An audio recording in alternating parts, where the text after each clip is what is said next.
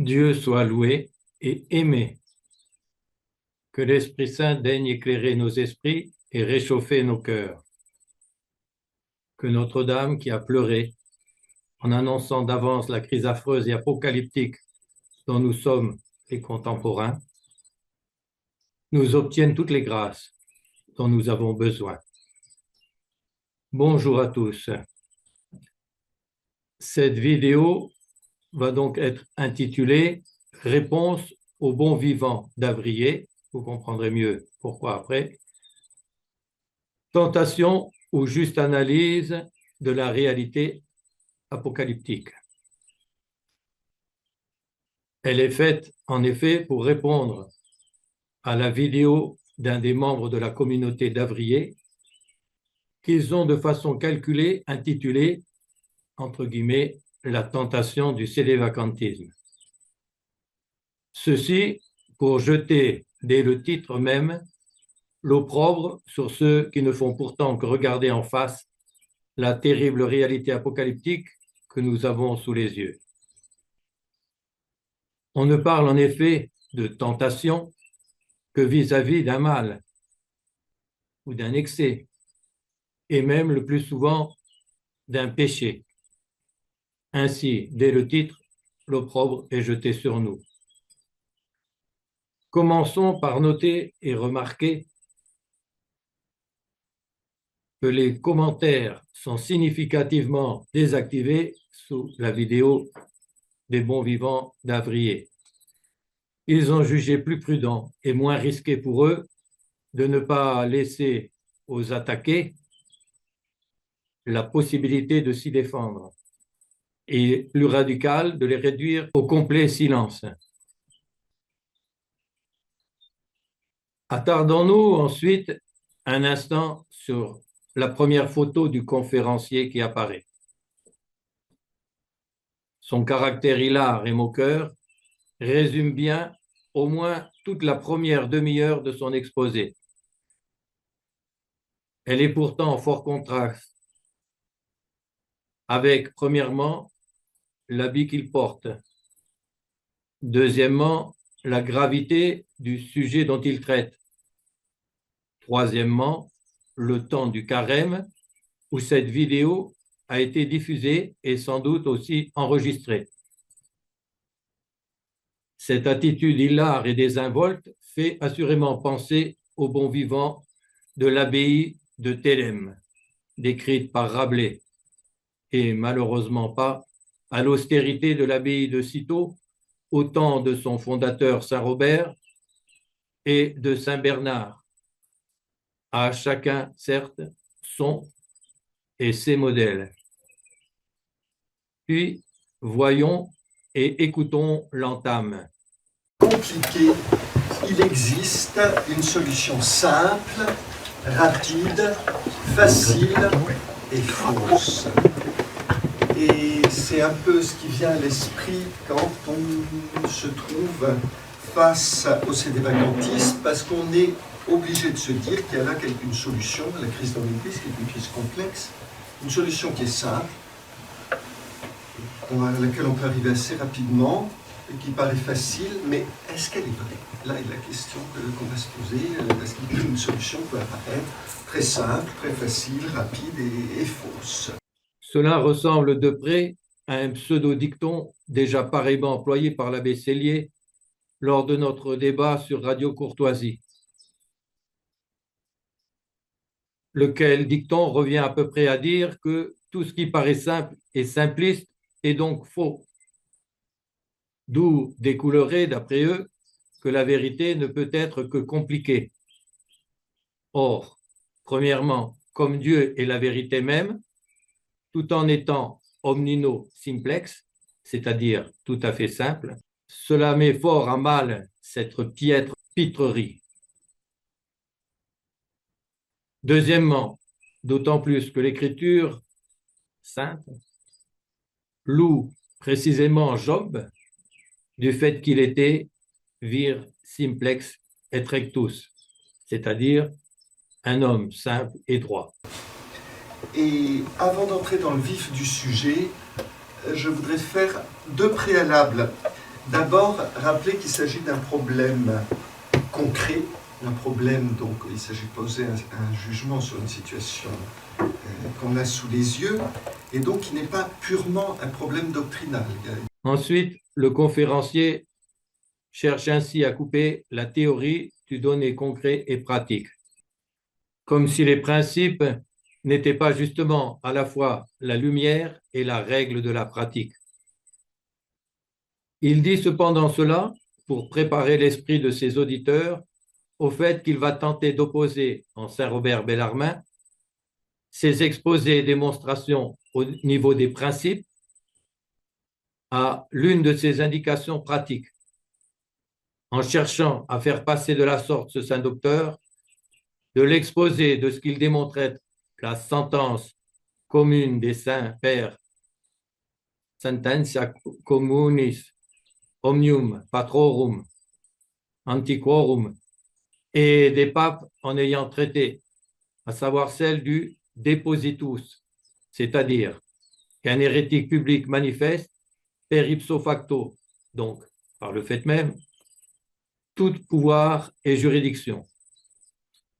Il tente donc de faire passer le saint docteur de cela au deponendus que saint Robert réfute pourtant en toutes ses nuances, tant chez Cachetan que chez Suarez, à savoir l'erreur qu'un tel hérétique public ne perdrait pas sa fonction avant d'en être déposé. Et cela, en transformant des paroles montrant l'utilité d'une déclaration publique de cette déposition ipso facto, donc déjà faite, en les présentant comme s'il disait que ce serait seulement une telle déclaration qui entraînerait cette déposition, qui ne serait dès lors plus ipso facto, c'est-à-dire par le fait même. Et par ce biais, le conférencier tente de faire croire à ses auditeurs que tant saint Robert Bellarmin que saint Alphonse de Ligorie et saint François de Sales, qui, comme tous les saints docteurs exposent la sentence commune du depositus, diraient en pratique le contraire de ce qu'ils diraient en théorie, et donc se contrediraient lamentablement. Les bons vivants d'Avrier omettent aussi de citer le dominicain saint Antonin, devenu archevêque de Florence, qui expose lui aussi le depositus, comme du reste tous les saints-pères, docteurs de l'Église et papes ayant traité du sujet. On n'en trouve pas un seul pour enseigner le contraire. Il y a deux aspects. Autrement dit, on va être obligé pour cela de poser des jugements de différentes natures. Il va y avoir des jugements qui vont être certains, des certitudes, soit qui nous seront données par la foi, soit par la raison, et là c'est absolument certain, mais aussi des jugements qui vont être seulement probables sur des choses sur lesquelles on ne pourra pas forcément trancher avec une certitude absolue. Autrement dit, ce ne sera que des opinions. Alors, je tâcherai d'indiquer au fur et à mesure qu'on verra les points, qu'est-ce qui est certain, qu'est-ce qui appartient à la doctrine de l'Église et qui est donc absolument sûr, sur lesquels tous les catholiques devraient être d'accord, et qu'est-ce qui est dans le domaine de l'opinion, c'est-à-dire on peut juger que telle chose est plus probable, mais à la rigueur on pourrait tenir telle autre opinion sans être en dehors de l'Église. Le conférencier cherche à écarter toute certitude objective en dehors des données de foi et des premiers principes, pour en arriver en pratique et concrètement, quant à la crise présente, à tout relativiser, quant à la perception subjective, et ainsi tout ravaler au niveau de simple opinion à du peut-être. Mais je veux quand même dès maintenant insister sur le principe qu'on ne peut pas, en général, ni sur cette question, ni sur rien dans la vie, on ne peut pas tout trancher par oui ou par non avec une certitude absolue. Il y a des cas où il faut savoir dire peut-être, je ne sais pas. Autrement dit, il n'est pas nécessaire pour être bon catholique de savoir répondre de façon catégorique et définitive à toutes les questions que pose la crise actuelle dans l'Église. Et même, non seulement ce n'est pas nécessaire, mais pour certaines choses, la vertu consistera à savoir suspendre son jugement, ne pas trancher trop vite, surtout si la question n'est pas de notre sort. Comme s'il n'était pas déterminant pour tous et chacun de savoir si on a affaire avec des autorités légitimes ou avec d'intrus usurpateurs menant à la ruine et à la perdition. Il y va certes précautionneusement en ce point, dit ici de façon générale des choses qui ne sont pas fausses en elles-mêmes, mais par tout le contexte qu'il y met, vise de fait à relativiser en l'esprit de ses auditeurs l'évidence de ce que nous avons sous les yeux. Et ça, c'est une question à la fois de prudence, de justice et de sagesse. De prudence, parce que la prudence nous dit qu'il ne faut pas aller trop vite, d'une part, ne pas aller trop vite pour trancher les choses, c'est de la prudence élémentaire. Ne pas se mêler de ce qui ne nous regarde pas, c'est aussi de la prudence. Donc, il faut avoir cette attitude-là. Je pense que c'est très important sur des questions un peu disons, inflammables. Comme s'il ne nous regardait pas, entre guillemets, de savoir s'il s'agit d'autorité légitime ou d'intrus. Si nous devons y adhérer ou au contraire nous en couper. D'aborder les choses avec cette prudence, avec justice aussi. Parce que si on veut tout trancher en tout domaine, on risque de faire ce qu'on appelle des jugements téméraires. Or, c'est quand même indiqué dans l'Évangile, et on a quand même cette maxime qui nous dit qu'il ne faut pas juger. Alors, il applique déjà ici au fort externe des actes publics, ce qui ne concerne que le fort interne des pensées et des intentions, sans distinguer non plus ce qui se rapporte au plan individuel et particulier de ce qui concerne le plan général et le bien commun. Écoutons quelques saints docteurs distinguant ce qui doit l'être en cette matière. Citation. S'il interdisait de juger, comment se ferait-il que saint Paul juge le fornicateur, 1 Corinthiens 5, 3 et suivant, et saint Pierre déclare menteur Ananie et Saphir, Actes des Apôtres 6, 1 à 10. Or, par ce qui suit, il montre ce qu'il interdit en disant « Car vous serez jugés de la même manière dont vous aurez jugé. » Il n'a donc pas interdit de juger, mais il a donné une leçon. Saint Jérôme sur Saint Matthieu 7, 1. Autre citation. Le Seigneur ajoute qu'il ne faut point juger témérairement. Saint Ambroise sur Luc 6, 37. Autre citation. S'il était vrai qu'on ne devait point juger, comment Jésus-Christ établit-il tant de personnes, non seulement pour reprendre, mais pour punir même ceux qui pêchent? Pourquoi ordonne-t-il à tous les fidèles de regarder, il le cite, comme un publicain et un païen, celui qui n'écoute pas l'Église? De plus, si cette liberté de pécher impunément prévalait dans le monde, tout serait en confusion dans le monde et dans l'État et dans les familles. Car si le maître ne se rendait pas le juge de son serviteur et la maîtresse de sa servante, le père de son fils et l'ami de son ami, à quel excès monteraient enfin les crimes et les désordres?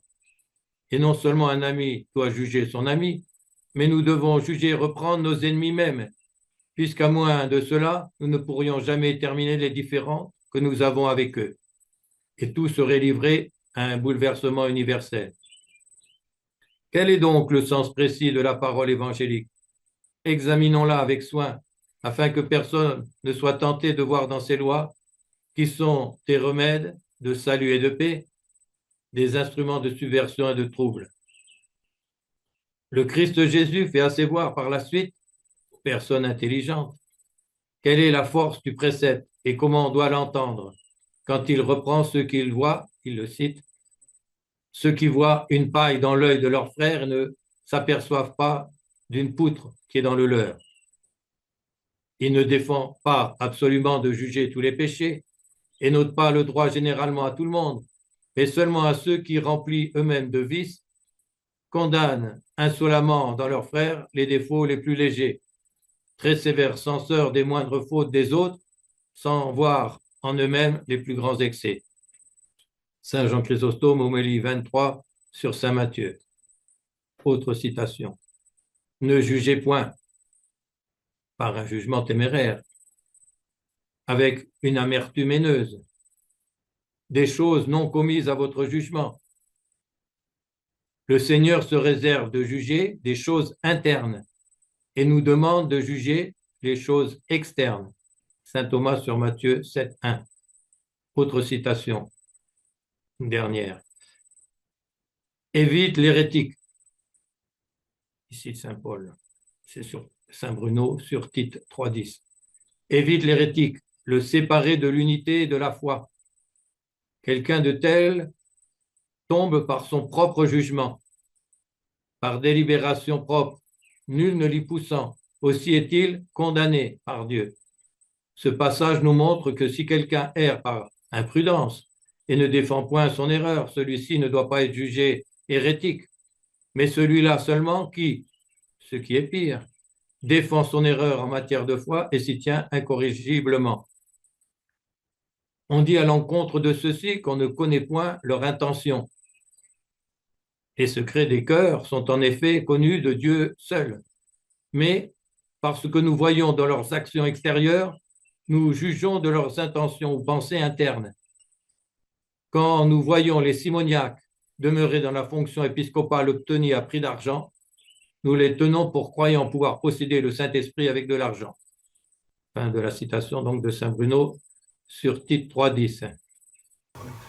Cette maxime doit être bien comprise. Il ne faut pas passer du côté moderniste qui consiste à dire je ne pose aucun jugement sur le bien et sur le mal, sur la vérité, sur le vrai, sur le faux. Non, il y a un certain nombre de jugements qu'on doit poser, des jugements objectifs, disant ça c'est à faire, ça c'est à éviter, ça c'est vrai, ça c'est faux. On est bien d'accord.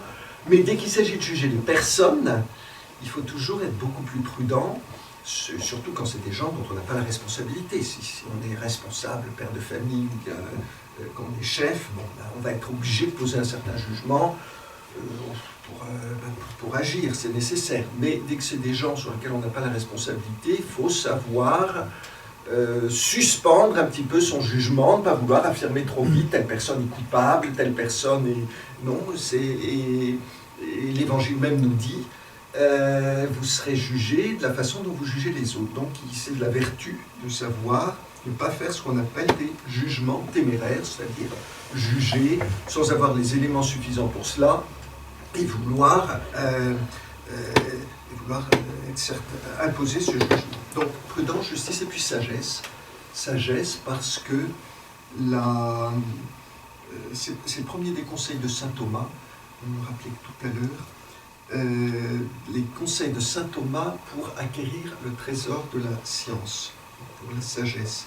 Et saint Thomas dit à la suite de l'Ecclésiastique, Alxiorate ne quasieris.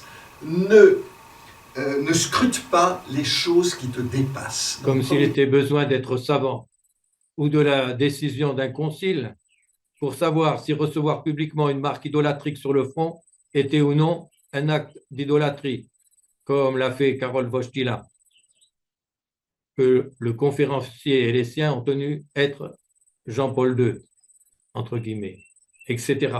Qu'aurait-il dit si Mireille Mathieu lui avait demandé en confession si elle pouvait le faire ou non? Mais bien instruite de la religion, elle a refusé, comme il se doit, de la recevoir. De même, comme si organiser une adoration de l'idole de la Pachamama dans les jardins du Vatican, avant d'accueillir publiquement l'entrée de cette même idole dans la basilique de Saint-Pierre, ils ont rentré en procession et celui déguisé en blanc était là pour accueillir l'idole en personne.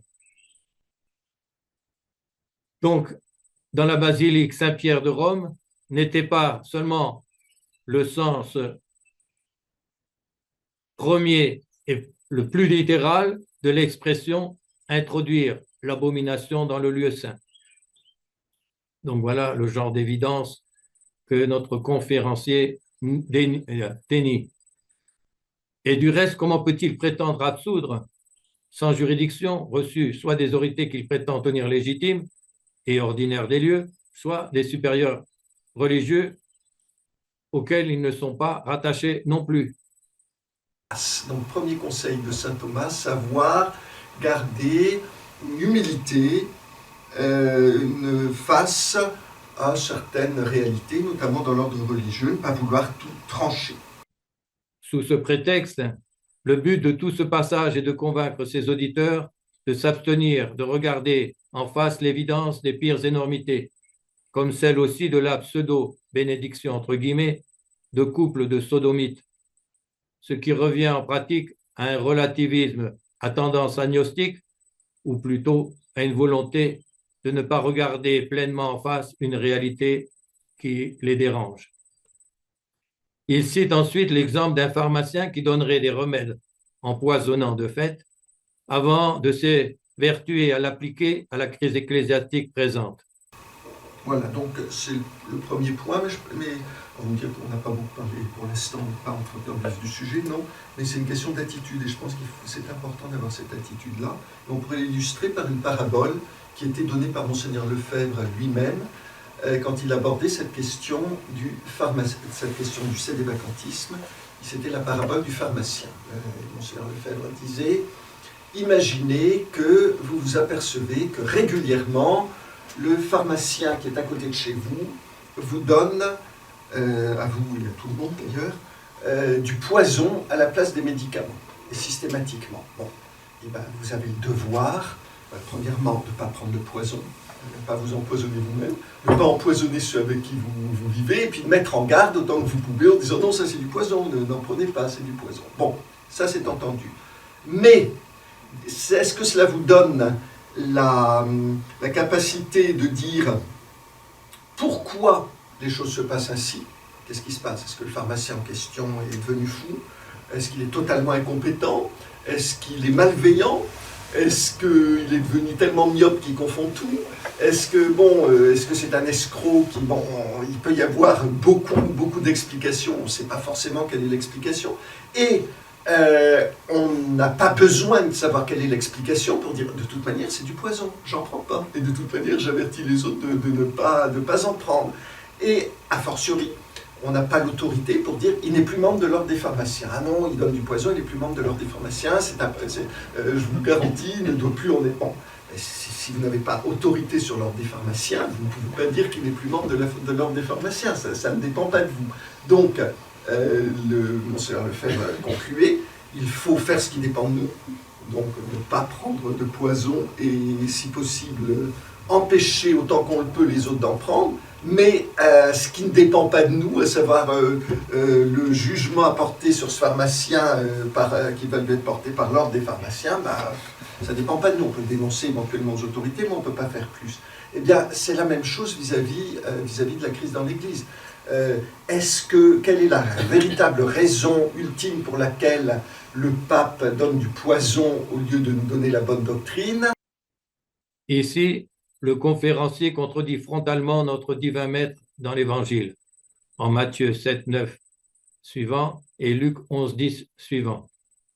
Un père ou une mère donnerait-il à leurs enfants une pierre, un serpent ou scorpion, ou pire, du poison? Et il professe ouvertement la doctrine janséniste condamnée par Pie VI, selon laquelle un pape légitime pourrait donner à toute l'Église une liturgie dangereuse pour la foi et les mœurs. Proposition janséniste qui a été condamnée expressément. Il soutient aussi avec les siens la doctrine, où je cite là saint Alphonse de Liguori, la doctrine de Luther et de Calvin qui enseigne cette doctrine hérétique que le pape, parlant même comme docteur universel et même en union avec un concile, et en plus un concile général, est faillible. Saint Alphonse de Liguori, dissertation sur l'autorité du pape, 29e, et sur la 29e proposition condamnée par Alexandre VIII. Prima es Lutherie Calvini, qui retice docent, papam loquentem essiam, ut doctorem universalem, essiam que unam cum concilio, et c'est faillibilem. Et donc, il pourrait faillir même dans ce cas-là. donc selon laquelle un pape légitime pourrait se tromper même avec un concile général et promulguer dans l'Esprit Saint comme doctrine révélée et enseignée par le Christ et les apôtres, une doctrine condamnée par Pie IX comme contraire à la révélation divine. Opposition à la doctrine de l'Église que le pape rappelle en ces termes. Citation du pape Léon XIII. Les pères du Concile du Vatican n'ont donc rien édicté de nouveau, mais ils n'ont fait que se conformer à l'institution divine, à l'antique et constante doctrine de l'Église, à la nature même de la foi, quand ils ont formulé ce décret. Le pape cite le décret donc du Concile et qui est devenu d'ailleurs le canon 1323 du Code. De foi divine et catholique doivent être crus. On doit donc les croire. Ça s'impose par soi-même. Toutes les vérités contenues dans la parole de Dieu, soit écrites, soit transmises par la tradition, et qui sont proposées par l'Église, soit par un jugement solennel, soit par son magistère ordinaire et universel, à croire en tant que divinement révélées. Donc, citation à la fois du Concile du Vatican et du canon 1323 du Code. Et le pape Léon XIII poursuit. Toutes les fois donc que la parole de ce magistère déclare que telle ou telle vérité fait partie de l'ensemble de la doctrine révélée, chacun doit croire avec certitude que cela est vrai, car si cela pouvait en quelque manière être faux, il s'ensuivrait, ce qui est évidemment absurde, que Dieu lui-même serait l'auteur de l'erreur des hommes. Or, ce que Léon XIII déclare ici absurde, on verra qu'il déclare une autre chose absurde que les bons vivants d'Avrier soutiennent aussi, donc double absurdité, que si, comme ils le disent, Montini, Paul VI, avait vraiment été pape légitime, il aurait pu décréter dans l'Esprit Saint comme doctrine révélée et reçue du Christ et des apôtres une doctrine qui avait été au contraire solennellement condamnée comme contraire à la révélation divine par le pape Pie IX. Il peut y avoir plusieurs explications et on n'a pas besoin de connaître avec certitude la bonne explication pour dire de toute manière c'est faux, c'est du poison, de toute manière je n'en prends pas. Et on n'a pas besoin non plus de dire de savoir est-ce qu'il est pape ou est-ce qu'il n'est pas pape pour pouvoir agir dans le concret. Alors, voilà quel était le but de la distinction préalable entre les principes et le concret. Or, nous allons vite voir, on l'a même déjà vu, s'il n'est pas capital en de multiples cas concrets de savoir et de déterminer s'il s'agirait de véritables autorités légitimes ou d'intrus usurpateurs infiltrés à l'intérieur des structures ecclésiastiques afin de mieux y jeter le trouble, la dissolution et la démolition. Il en vient donc ensuite à une lamentable mise en avant de seuls motifs psychologiques. Ça ne veut pas dire qu'on n'a pas le droit de se poser de questions. On va continuer comme la conférence. Je ne veux pas dire, bon voilà, ça y est, on arrête là. Mais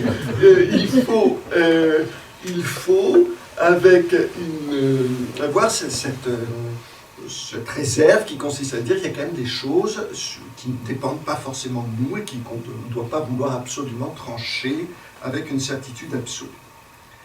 Donc, premièrement, c'est un problème concret dans lequel se mêlent des certitudes et des opinions, et donc on n'aura pas forcément la pleine lumière. Il faut accepter un peu le sens du mystère, aussi bien le mystère divin que ce qu'on appelle le mystère d'iniquité. Deuxièmement, c'est évidemment aussi une question, un problème très sensible, où les sentiments et la passion peuvent facilement prendre la place de la raison. Il va revenir à ces motifs psychologiques par 4 fois, en finissant de surcroît par là, pour classer, comme au tout début, les sédévacantistes, entre guillemets, comme des gens simplés, passionnés, déraisonnables, irréfléchis, et ceci en prenant une éventuelle partie pour le tout, tous les moqueries qui commencent à suivre. Je connais des gens, c'est peut-être le cas de certains d'entre vous, j'en sais rien, mais je connais des gens qui sont incapables de voir une photographie de François, le pape actuel, sans éprouver une sorte de frisson dans la nuque et dans le dos, une sorte de décharge électrique, et dire ah non, je ne peux pas voir ça, je peux pas voir son image. Bon. Bref, des cas pathologiques. Et ce n'est pas fini. Mais auparavant, il cherche à systématiser le lien entre sédévacantisme, entre guillemets, et réaction épidermite incontrôlée, et à la réduire, conformément au titre de la vidéo, à une simple tentation non dominée. D'un certain point de vue, je comprends. Je comprends parce que la situation actuelle de l'Église est objectivement atroce. Donc il est normal que ça provoque en nous des sentiments. C'est normal qu'on en souffre.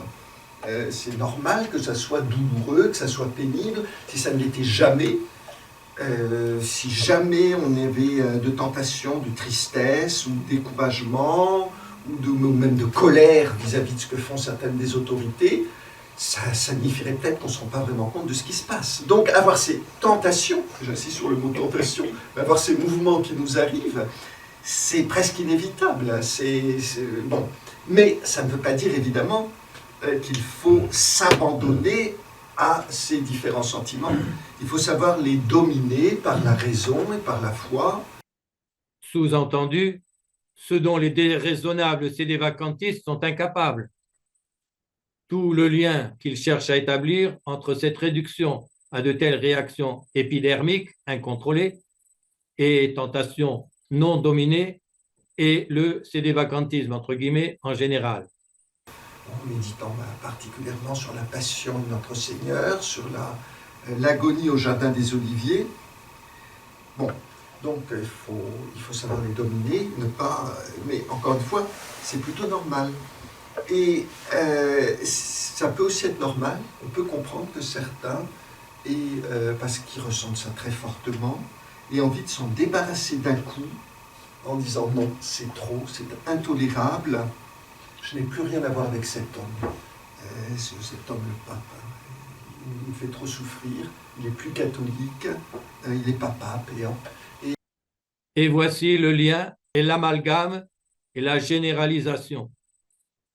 Réduction qui va continuer à accentuer. Vous rencontrez des gens qui vous disent, qui vous expliquent qu'ils ont éprouvé un sentiment de libération, comme un poids qu'on leur ôtait au moment où ils ont basculé dans le sédévacantisme. Et psychologiquement, c'est très compréhensible. Quand on vous dit que cela ne relève que de la psy ou du confessionnal, comme une tentation à laquelle on aurait succombé. On comprend quand on souffre beaucoup, si on peut avoir une façon d'évacuer la souffrance en niant une partie de la réalité, ça peut être une tentation. Et dire que c'est eux qui parlent de nier une partie de la réalité. Il ne manque pas d'aplomb. Et la réduction au problème-ci n'est toujours pas finie. Et d'autres, mais c'est la même psychologie, c'est la même chose, deviennent agressifs, rageurs, presque furieux, à l'idée qu'on puisse reconnaître le pape François. Ça les met dans un état émotionnel très fort. Bref, une fois encore, des gens envoyés d'urgence à l'hôpital psy. Ils cherchent ensuite à comparer la situation présente avec une séparation entre époux. Et donc, pourquoi? C'est évident, parce que c'est une situation douloureuse. Donc, il ne faut pas s'étonner qu'il puisse y avoir, qu'on puisse être porté à vouloir supprimer le problème radicalement en niant, en disant, ben voilà, il n'est plus pape, comme ça tout est réglé. Bon. Et là, on pourrait parler, si on voulait faire une parabole, c'est plus la parabole du pharmacien, mais on pourrait comparer ça aux problèmes qui peuvent se poser, par exemple, dans une famille, dans un couple, quand un homme et une femme se séparent. Bon, ça peut arriver qu'il y ait une séparation légitime, ce qu'on appelle la séparation de corps, parce que l'un des deux époux devient vraiment invivable avec l'autre. Bon, et dans ce cas-là, l'Église peut autoriser la séparation de corps. Mais quelle va être la tentation? Je vis, par exemple, la femme qui a été séparée de son époux, encore une fois de façon légitime dans ce cas-là, puisque l'époux a pu devenir vicieux, prendre d'autres femmes, devenir violent, bon d'accord. Et la tentation va être, d'une façon ou d'une autre, de dire, en fait, c'est pas mon époux, en fait, il n'y avait pas de mariage, le mariage n'était pas valide, et je vais en prendre un autre. Bon, et ça risque assez vite d'être une tentation, mais c'est pas parce qu'il a fallu qu'il y ait cette séparation, c'est pas parce qu'il faut qu'on se protège que forcément le mariage n'était pas valide. Bon, dans certains cas, il peut y avoir des mariages qui ne sont pas valides, on est bien d'accord, mais c'est pas forcément le cas. Mais il va pouvoir y avoir quand même cette tentation, et on aura l'impression psychologiquement de tout régler en disant c'est pas mon mari, ça n'a jamais été mon mari, et puis hop, on coupe comme ça. Et je pense qu'il y a quelque chose d'analogue dans le cédévacantisme. D'une certaine manière, on est dans cette situation, c'est-à-dire il y a eu la séparation de corps, c'est une image, comme toute comparaison, mais on doit rester à l'écart des autorités conciliaires parce qu'elles nous maltraitent, et on sait qu'elles vont nous donner du poison, donc on est obligé de rester à l'écart. Mais ce n'est pas parce qu'on reste à l'écart que forcément ça supprime toute légitimité du côté de l'autorité. Voilà. Or, précisément, la séparation d'avec un pape légitime et en vivre à l'écart s'appelle rien moins que le schisme. Après cette préparation psychologique, entre guillemets, de son auditoire, où on va le voir revenir un peu plus loin avec une historiette moqueuse, le conférencier commence à aborder de plus près des choses plus sérieuses. Bon, c'était deux remarques préalables. Donc, d'un côté, il ne faut pas vouloir avoir une lumière parfaite, et de l'autre côté, il faut faire attention, c'est un sujet qui est un sujet très sensible. Maintenant, d'un point de vue pour rentrer davantage dans le sujet, il faut se demander, est-ce que le cédévacantisme est apparu assez tôt dans l'Église, depuis qu'il y a eu cette crise avec Vatican II, la nouvelle messe. Il y en a diverses formes. Certains cédévacantistes, alors quand le cédévacantisme a-t-il commencé, vous avez à peu près toutes les opinions. Certains commencent à Jean XXIII, certains disent que Jean XXIII n'a jamais été pape, d'autres vous disent Jean XXIII a été pape d'abord, mais il ne l'a pas été à partir de la convocation du concile. D'autres disent Jean XXIII était pape, mais c'est Paul VI n'était pas pape. D'autres vous disent Paul début il l'était, mais il ne l'est plus depuis qu'il a promulgué les documents de la 4e session, et notamment la liberté religieuse. D'autres vous disent non, c'est depuis qu'il a promulgué la nouvelle messe. Après, vous avez, je ne sais pas s'il y en a beaucoup qui font commencer le problème avec Jean-Paul II, la plupart font commencer avec Jean XXIII ou Paul VI. Mais après, il y a une nouvelle vague de cédévacantisme avec François.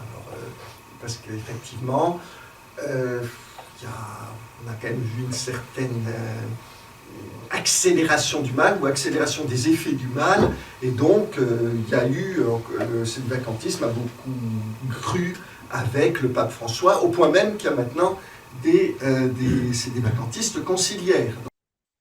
Quelqu'un ayant affaire à des gens liés à la fraternité Saint-Pédis me disait qu'il commençait à s'inquiéter de cette démultiplication.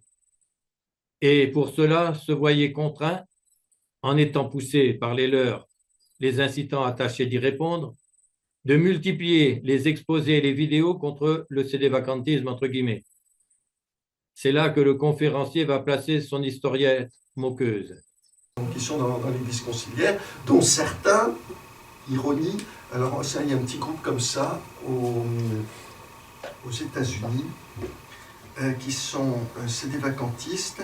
Suite au rêve qu'a fait une religieuse, elle a rêvé que Saint Jean-Paul II venait lui dire que François n'était pas pape. On peut trouver différentes formes, et effectivement, à chaque fois que nous subissons, parce que nous subissons des chocs, il y a des chocs qui sont donnés aux catholiques et François, on peut dire, il a été champion en la matière, presque je sais pas, presque chaque fois que j'ouvre l'Osservatore Romano, ça me fait un nouveau choc. Je me dis, ah ça y est, on dirait qu'il a un génie pour aller trouver à chaque fois quelque chose de plus pour aller choquer, pour aller scandaliser. Bon, bref. Donc évidemment, à chaque fois, la tentation revient.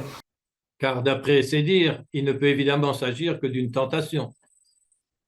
Toutefois, cette historiette, racontée en riant, d'une pseudo-apparition de, entre guillemets, Saint Jean-Paul II, fait toucher de près un cas très concret.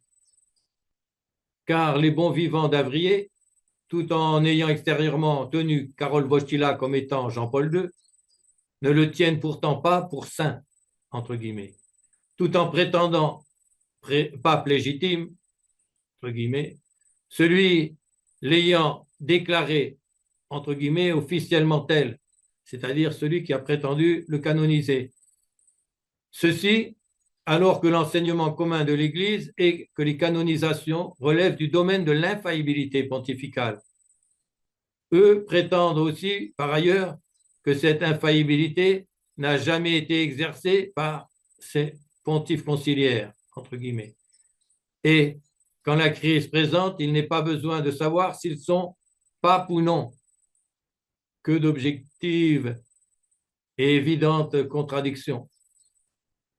Là encore, ils suivent l'attitude des protestants en choisissant les pseudo-nouvelles canonisations, entre guillemets, qu'ils acceptent, comme celle du père de Foucault, et celles qu'ils n'acceptent pas, comme celle de Roncalli, Montini et Wojtyła. À part ça, il n'y aurait aucun intérêt pratique et besoin concret de discerner les usurpateurs, démolisseurs, pour ce qu'ils sont. Bon, donc il y a différentes opinions. Il y a aussi, on peut dire, deux formes principales de ce dévacantisme. Ceux qui vont dire qu'il n'y a plus de pape du tout, ce qui pose assez vite un problème, puisque s'il n'y a plus de pape, il n'y a plus... évidemment, l'Église peut rester pendant un certain temps sans pape. Dès qu'un pape meurt, il y a les timbres qui sont imprimés par le Vatican sont imprimés avec la mention sede vacante. Et donc, puisqu'ils ont été imprimés pendant que le siège était vacant, quelqu'un me disait tout récemment que les sédevacantistes se précipitent à Rome pour faire des collections de timbres. Donc voilà, les timbres sont imprimés sede vacante. Et bon, et ça peut durer, à la rigueur, ça pourrait durer pendant un certain temps, puisque il y a encore des évêques, il y a encore toutes les congrégations qui ont été nommées par le pape. Alors, il y a un adage de droit canon qui dit que sede vacante nihil innovatur, c'est-à-dire les congrégations n'ont pas le droit de prendre des décisions importantes pendant ce temps-là, mais enfin, on peut quand même continuer à faire tourner les choses, et l'Église quand même continue. Simplement, ça peut durer un certain temps, mais si, au fur et à mesure que meurent les personnes qui étaient dotées d'une autorité légitime venant du pape, ce qui n'est assurément pas le cas des bons vivants d'Avrier et des évêques tradis auxquels ils sont liés. Et cela ne poserait pas de problème, ni dès lors de monter une hiérarchie parallèle, non seulement ne venant pas de leur pseudo-pape, mais établie à l'encontre de son interdiction formelle. Voilà donc une intéressante remarque du conférencier, propre à se retourner contre lui. Et si on imagine qu'il y a un faux pape qui donc ne peut pas donner d'autorité légitime aux autres, il finit par ne plus y avoir du tout d'église hiérarchique. Et c'est le gros problème que pose cette première forme de sédévacantisme, c'est vu que, alors ça dépend évidemment où on commence, si on commence au niveau de François, on peut encore dire, bon, il reste encore des évêques, il reste encore quelque chose, mais si on commence au niveau de Jean 23, même de Paul VI, eh bien, il ne reste plus rien. Donc c'est une solution qui, à long terme, qui ne peut pas durer quand même très très longtemps, parce que ça va contre un dogme qui est le dogme de l'indéfectibilité de l'Église. Premièrement, encore faudrait-il déjà que la nouvelle forme des pseudo-sacres soit valide. Deuxièmement, ce qui va contre l'indéfectibilité de l'Église, c'est de prétendre que l'hérésie et apostasie publique seraient compatibles avec être ou demeurer l'autorité légitime. La réponse à cette objection a été faite depuis longtemps en mes écrits et à leur suite en mes séries de vidéos sur ce sujet de l'indéfectibilité et de réponse aux 2 Matthieu, vidéos dont les liens seront indiqués sous cette vidéo. Et l'Église, étant une société, doit avoir forcément les éléments d'une société qui sont des membres et une hiérarchie. Donc il ne peut pas, c'est impossible, et on sait qu'il y aura toujours jusqu'à la fin du monde à la fois des membres dans l'Église, bon, peut-être un jour très, très peu nombreux, c'est possible, à la fin du monde, on ne sait pas, notre Seigneur a dit, y aura-t-il encore la foi sur terre, donc peut-être que ça sera très réduit, mais il y aura quand même toujours des membres et une hiérarchie. Jusqu'à la fin du monde. Reste à savoir ce qu'il faut entendre ainsi. Instant final ou période finale. Et il faudrait peut-être que le conférencier et ses compères ouvrent enfin les yeux sur l'abomination dans le lieu saint qui s'étale publiquement et se demandent sérieusement si tout ce dont nous sommes les contemporains ne correspond pas précisément à cette période finale du monde présent. Or, la hiérarchie de l'Église, ce sont les évêques. Donc, il faut quand même qu'il y ait un minimum, qu'il y ait quelque chose. Et donc, si on prend cette première opinion, on arrive, ce n'est pas seulement le siège de Rome, le siège du pape qui est vacant, c'est toute l'Église. On peut parler d'ecclésiovacantisme, il ne reste plus rien. Bon, donc ça c'est un problème, et c'est pour ça qu'a été inventée une deuxième forme de sédévacantisme, qu'on pourrait dire appeler mitigée, qui est la thèse qu'on appelle de Cassisiacum, selon laquelle les papes seraient papes, ce qu'on appelle matérialitaires, mais non pas formalitaires. Et bon, les partisans de cette thèse pensent que ça permet de sauver la transmission d'une certaine hiérarchie. Personnellement, je n'ai jamais réussi à comprendre comment quelqu'un qui n'était pas pape, enfin qui ne serait pas que matériel, qui ne serait pas vraiment pape. Alors, ce qu'on veut dire pape matérialitaire et formalitaire, on veut dire par là, il est pape matérialitaire, c'est-à-dire il a été nommé pape, mais il n'est pas, donc il est le sujet désigné pour être pape, qui pourrait être pape s'il avait en lui les dispositions pour l'être. Mais comme il n'a pas ces dispositions-là, il y a un empêchement en lui qui l'empêche d'être pape, ben, il n'est pape que matérialitaire, donc il est désigné pour être pape, mais il ne l'est pas réellement devenu à cause de cet empêchement, disent-ils. Mais s'il n'est pas réellement pape, il ne peut pas transmettre d'autorité. Donc je pense que cette distinction ne résout aucunement le problème. Bon. Il omet bien évidemment de rappeler que cette foutaise a été élaborée par le père Guérard des Lauriers, dont leurs fondateurs ont reçu l'habit qu'ils portent. Et s'ils s'en sont ensuite écartés, c'est afin de pouvoir être ordonnés malgré tout par Monseigneur Lefebvre d'abord, puis par ses successeurs. Ça, c'était une présentation des thèses sédévacantistes.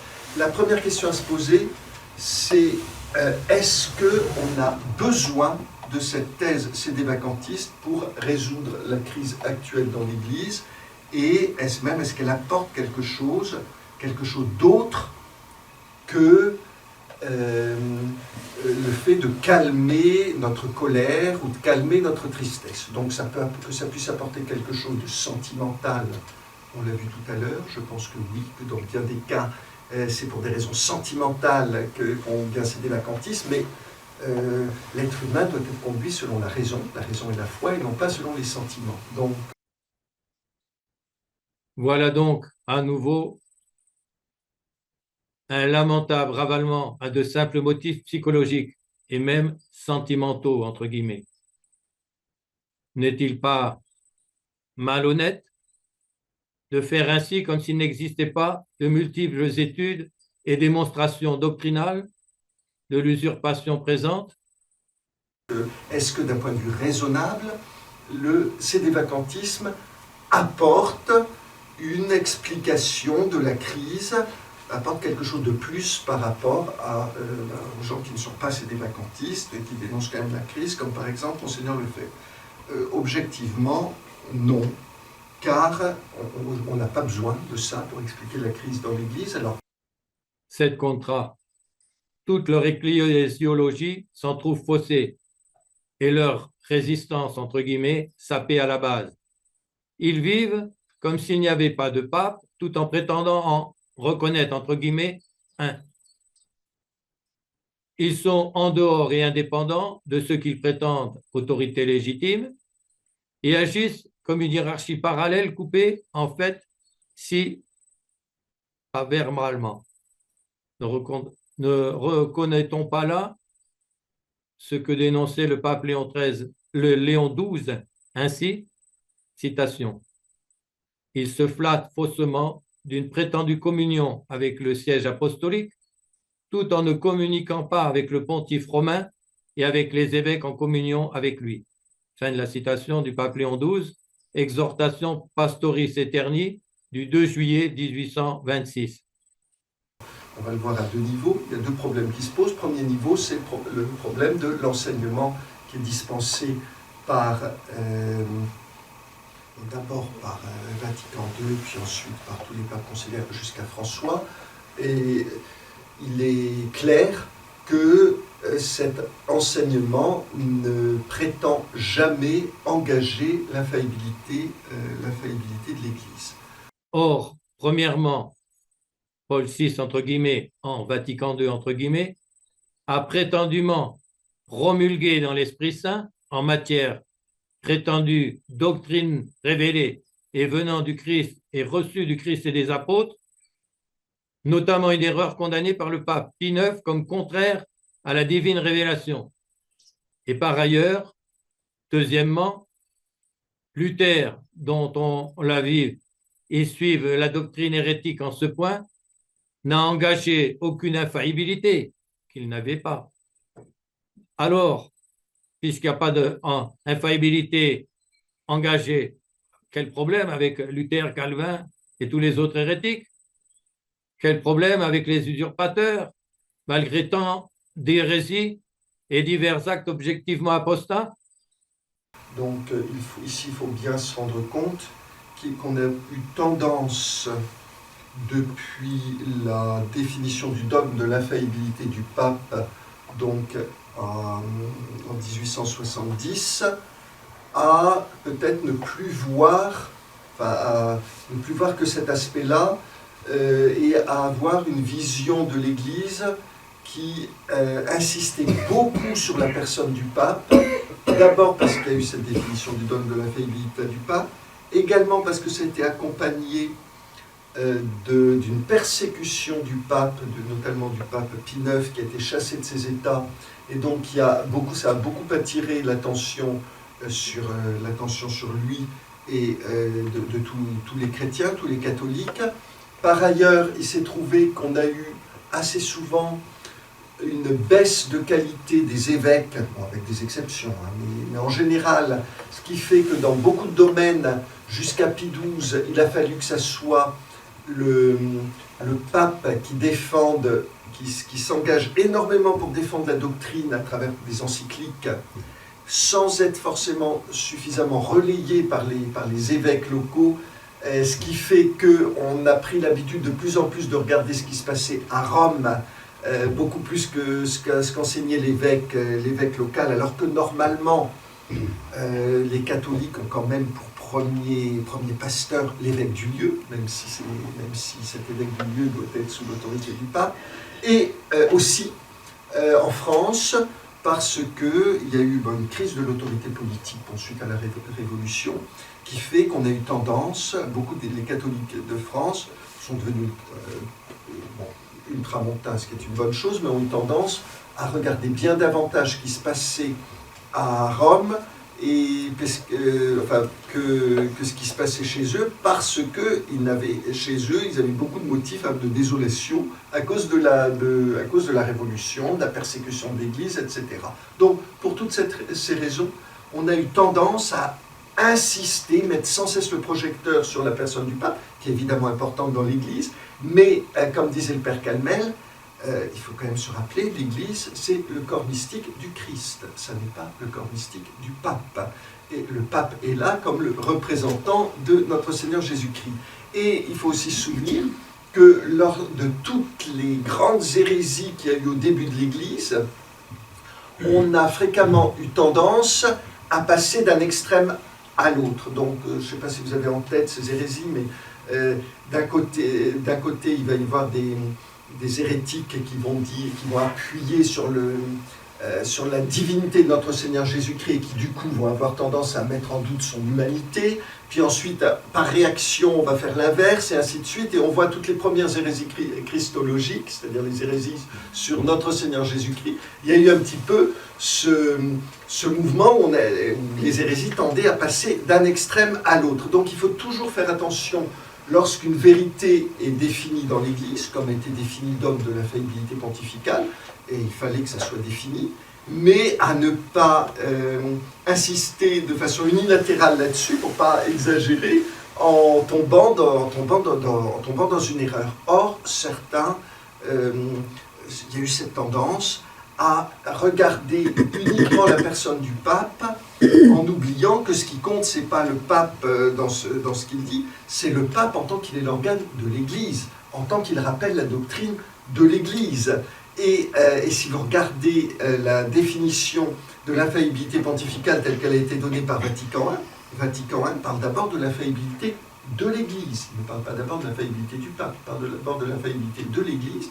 Et il dit, dans certaines conditions, le pape, dans les conditions où il fait une déclaration ex cathedra, le pape jouit de l'infaillibilité de l'Église. Donc c'est d'abord cette infaillibilité de l'Église, et dans certains cas, on est assuré que le pape en est l'interprète. C'est contra. Le Concile du Vatican I évidemment, définit que l'infaillibilité de l'Église repose sur celle du pape. Le conférencier fait donc une inversion complète du fondement de l'infaillibilité. C'est en effet sur Pierre qu'est établie et appuyée l'Église et non l'inverse. Écoutons ce concile et les papes nous le rappeler. Citation donc du Concile Vatican I. Tous les vénérables pères ont embrassé et tous les saints docteurs orthodoxes ont vénéré et suivi leur doctrine apostolique, sachant parfaitement que ce siège de Saint-Pierre reste toujours exempt de toute erreur, selon cette divine promesse du Seigneur, notre Seigneur, faite au prince de ses disciples. J'ai prié pour toi, afin que ta foi ne défaille point. Et toi, lorsque tu seras converti, confirme tes frères. Luc 22, 32. Car il était encore pas pape quand cela lui a été dit, et non plus quand il y a eu le reniement. Il ne l'est devenu qu'après la résurrection, quand notre Seigneur lui a dit « Paché oves meas, paché agnos meos d'abord et oves meas ensuite ». Continuation de la citation du Vatican, du Concile du Vatican. Ce don de la vérité et de la foi qui ne faillit jamais a donc été divinement accordé à Pierre et à ses successeurs dans cette chaire, afin qu'ils s'acquittent de leur charge imminente pour le salut de tous, afin que tout le troupeau du Christ, éloigné par eux du pâturage empoisonné de l'erreur, soit nourri de la céleste doctrine, afin que toute cause de schisme étant enlevée, l'Église soit conservée tout entière dans l'unité, et qu'appuyée sur son fondement, elle se maintienne inébranlable contre les portes de l'enfer. Pie IX, Concile du Vatican, Constitution Pastor Aeternus, chapitres 2 et 4. Une autre citation. En face de ces faits, on doit reconnaître qu'il est vain de s'efforcer de renverser la maison de Dieu, c'est-à-dire l'Église bâtie sur Pierre. Pierre non seulement de nom, mais en réalité.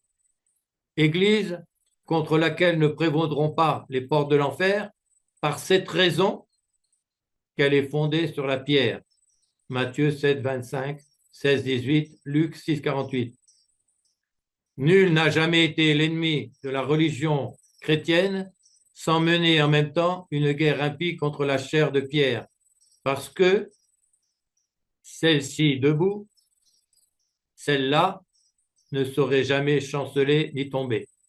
Citation donc du pape Pie VII, encyclique Diu Satis du 15 mai 1800. Autre citation. D'après cet oracle, il est évident que, de par la volonté et l'ordre de Dieu, l'Église est établie sur le bienheureux Pierre comme l'édifice sur son fondement. Or, la nature et la vertu propre du fondement, c'est de donner la cohésion à l'édifice par la connexion intime de ses différentes parties.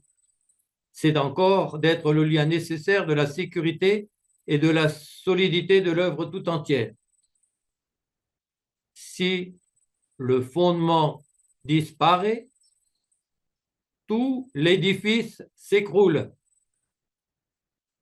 Le rôle de Pierre est donc de supporter, de soutenir l'Église et de maintenir en elle la cohésion, la solidité d'une cohésion indissoluble.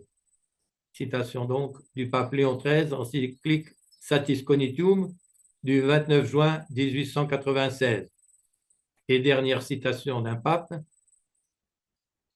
l'Église mère catholique romaine demeurait fidèle à la constitution reçue de son divin fondateur et qui aujourd'hui encore demeure inébranlable sur la solidité de la pierre sur laquelle la volonté de celui-ci l'a bâtie, possède dans la primité de Pierre et de ses légitimes successeurs l'assurance garantie par les promesses divines de conserver et de transmettre dans son intégrité et sa pureté, à travers siècles et millénaires jusqu'à la fin des temps, toute la somme de vérité et de grâce contenue dans la mission rédemptrice du Christ.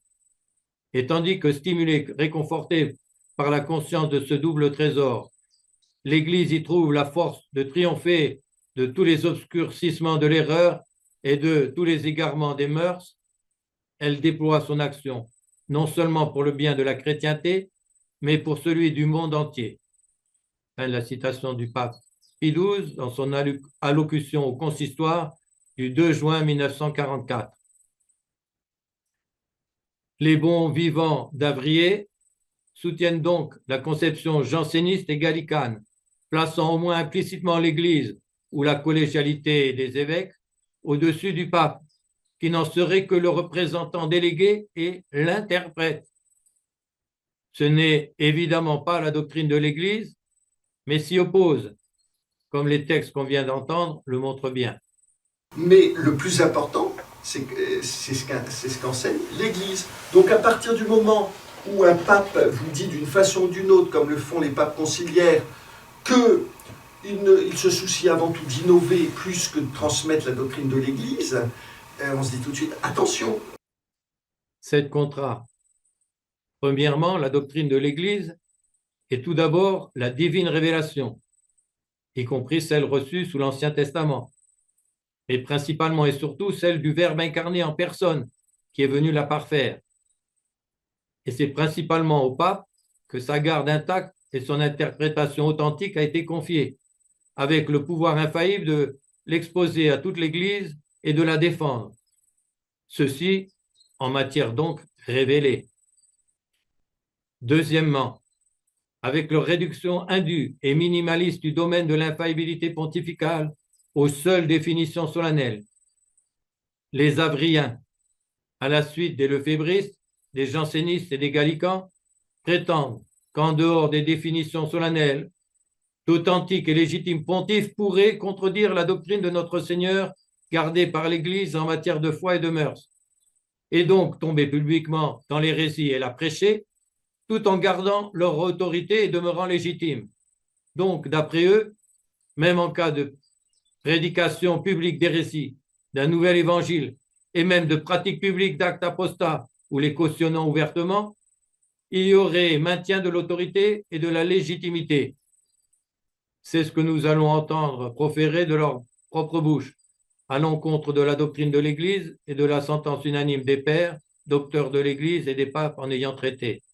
Ce qui compte, c'est l'Église, c'est pas d'abord le pape. Et donc, Voilà une nouvelle inversion en prétendant mettre l'autorité de l'Église, indépendamment du pape, au-dessus de celle du pape, ce qui en soi est hérétique. À partir du moment, en tout cas, où les papes, depuis Vatican II, refusent d'engager leur infaillibilité, et ils l'ont dit, et ils l'ont manifesté de différentes façons. Cette contrat, comme déjà dit, cela s'oppose aux faits rappelés plus haut, dont la prétention de promulguer dans l'Esprit Saint ce qu'il déclare conforme à la révélation et de prononcer les canonisations, entre guillemets, que les tradis acceptent ou pas selon leur jugement propre. Il est ouvertement contradictoire d'affirmer que l'infaillibilité n'aurait pas été engagée s'ils avaient été d'authentiques et légitimes papes. Et, vous me direz, et Dieu ne peut pas permettre qu'il en soit autrement d'une part. Cette contrat. Premièrement, notre Seigneur a annoncé qu'il y aurait l'abomination dans le lieu saint, en citant le prophète Daniel. Et l'un des sens expressément exposés par saint Jérôme est précisément le renversement doctrinal. Saint Jérôme dit, alors quand on le verra à l'intérieur des structures ecclésiastiques, on saura que c'est le temps. Deuxièmement, les promesses de l'infaillibilité concernent seuls les vrais papes, non les antipapes ni les intrus. Troisièmement, un autre sens exposé par les saints docteurs, dont saint Bernard et saint Vincent Ferrier, mais encore par les papes Paul IV et saint Pie V, est précisément, donc sens de l'abomination dans le lieu saint, de faux pontifes et vrais antipapes, qui est montré dans ma brochure sur les 6 voies et dans mes autres écrits et vidéos. C'est montré en détail. Mais c'est aussi nécessaire psychologiquement parce qu'ils sont libéraux et qu'un libéral ne veut pas s'engager de façon définitive. Cette contrat. Premièrement, le voici à nouveau plongé dans des arguties psychologiques en mettant en avant la piètre échappatoire que nous avons si souvent dénoncée en Monseigneur Lefebvre et réfutée du que libéraux. Ils ne seraient que libéraux, comme s'il s'agissait d'une maladie mentale excusant les pires hérésies et apostats. Deuxièmement, il passe ainsi à nouveau du plan objectif de la réalité au plan subjectif du ressenti. Donc, à partir du moment où ils n'engagent pas leur infaillibilité, on n'a pas besoin de nier le fait qu'ils soient papes pour expliquer la crise actuelle. Il suffit de dire ce sont des mauvais papes. Cette contrat, premièrement, tout en vivant comme s'il ne l'était pas, et en choisissant ce qu'on en accepte ou pas, comme par exemple pour les pseudo-canonisations. Deuxièmement, ces mauvais pontifes, entre guillemets, pourraient s'opposer aux données révélées en restant catholiques. Ils ne font pas ce que doit faire un pape, ils n'accomplissent pas leur devoir de pape, de même qu'un mauvais père de famille ne cesse pas d'être père de famille simplement parce qu'il ne remplit pas sa fonction. C'est là une classique comparaison foireuse entre un état naturel immuable et une autorité spirituelle temporaire et pouvant cesser, et cessant de fait par démission ou mort naturelle ou spirituelle, quand il y a publiquement hérésie, schisme ou apostasie.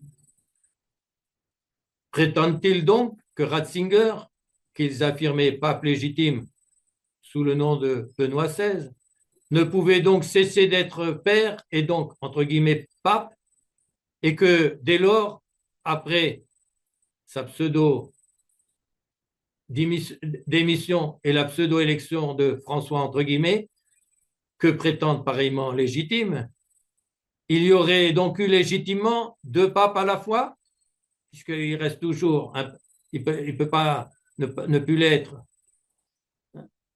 Alors il y aurait eu 2 papes à la fois à ce moment-là, où l'on voit manifestement l'absurdité de cette comparaison ainsi faite et son caractère scabreux et de soi manipulateur. Et il restera père. Bon, et ben de même, il n'y a pas de raison on dit oui, ce sont des mauvais papes, comme il y en a eu d'autres dans l'Église, mais ça suffit à expliquer la situation. Il n'y a pas besoin de dire qu'ils ne sont pas papes. Et à partir du moment où ça suffit à expliquer la situation, il n'y a pas de raison d'aller plus loin. Alors, à cela s'oppose premièrement que vivre en marge d'un pape légitime et l'essence du schisme. Et deuxièmement, que prétendre le reconnaître tout en refusant le fait de lui obéir est digne d'anathème. C'est ce que l'on va montrer pour finir cette première partie par la citation du pape Pie IX. Citation.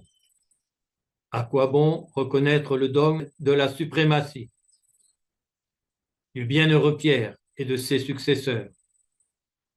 À quoi bon répéter si souvent des déclarations de foi catholique et d'obéissance au siège apostolique lorsque ces belles paroles sont démenties par les actes?